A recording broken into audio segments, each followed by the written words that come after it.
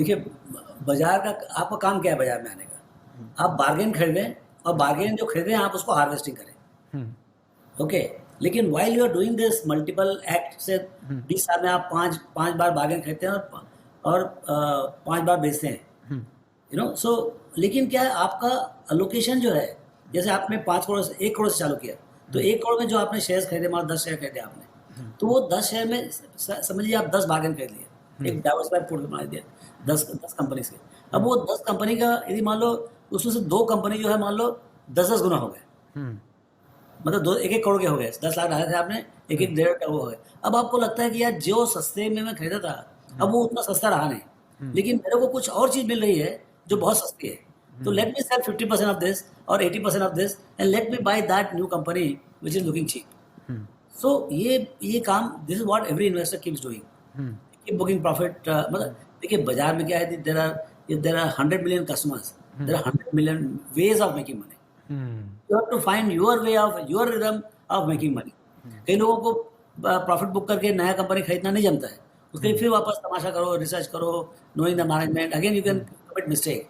हम्म, जो जो सस्ता सुंदर जो पहले चल रहा है चलने दो, एक ऐसा हम्म, टाइप का। कई लोग होते हैं बोलते हैं भाई हमने प्रॉफिट देखा, प्रॉफिट वापस चला गया, वापस 100 हम्म, में 200 का भाव देखे वापस आया, 100 रुपया हो गया, क्या हम्म, मतलब है? लेकिन क्या ऐसा होता नहीं, पोर्टफोलियो में ऐसा नहीं होता है। Over a period of time you keep making 12-15%। हम्म, दो एक पर्टिकुलर स्टॉक में ऐसा हो सकता है कि आपका 100 का 1000 हुआ हो, 1000 हम्म, बार वापस 100 हो गया हो, हम्म, बट ये सब कहानी है, होती है ऐसे। हर हम्म, तरीके का एक्सपीरियंस आपको मिलेगा। राइट। तो सलाह क्या रहेगी सर रिटेल इन्वेस्टर्स के लिए कि वो प्रॉफिट बुक करें या फिर वो buy right and set tight वाला फॉर्मूला फॉलो करें? सी वो बाय राइट सिट टाइट क्या है, see that must the see first thing is your journey of buying has to hmm, start right. Hmm, so you must buy a bargain, now the bargain starts flowering, hmm, you are successful. Say hmm, 100 में खरीदा था आपने, 200 300 400 का भाव गया। अब हम्म, ये देखें कि हम्म, वो 400 वाली जर्नी तो 4000 भी होगी, आप कुछ हम्म, चिंता नहीं करें कि भाई मैंने 400 में बेचा, भाव 4000 हो गए, हम्म, वो आपकी किस्मत में नहीं थी, आपको नहीं मिलेगा वो। हम्म, लेकिन 400 में यदि आपने सोचा कि चलो मैं 50 का बेच दूं, हम्म, लेकिन सामने मेरे को और नया कोई बार्गेन मिल रहा है, हम्म, या तो 400 में भी बार्गेन है, क्योंकि कई बार क्या होता है कि कंपनी की बहुत सारी प्रोफाइल बदलती है, नए मार्केट्स को जाते हैं, नए हम्म, प्रोडक्ट्स आते हैं, कोई नया इनोवेशन सक्सेसफुल आता है, तो हम्म, 400 में भी वो शायद 100 से ज़्यादा सस्ता हो, हम्म, उस समय आप बेचे ना। हम्म, यदि कंपनी में आपको दिखता है 400 में बहुत लंबा रास्ता है, तो हम्म, ना बेचे। That is where the sit tight comes, hmm, because you cannot see 20 years of the company.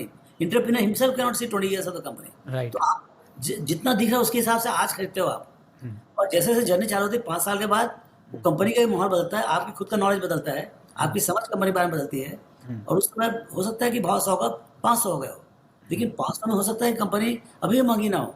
ठीक है, आपको प्रॉफिट 5 गुना हो गए, लेकिन कंपनी अभी भी सस्ती है। तो हम्म, यदि आपको बाजार में रहना ही है, हम्म, तो वो नए बंदे के पास जाकर उसको नया कुछ खरीदोगे, नया रिस्क लोगे, उससे तो this non non place is better, you no.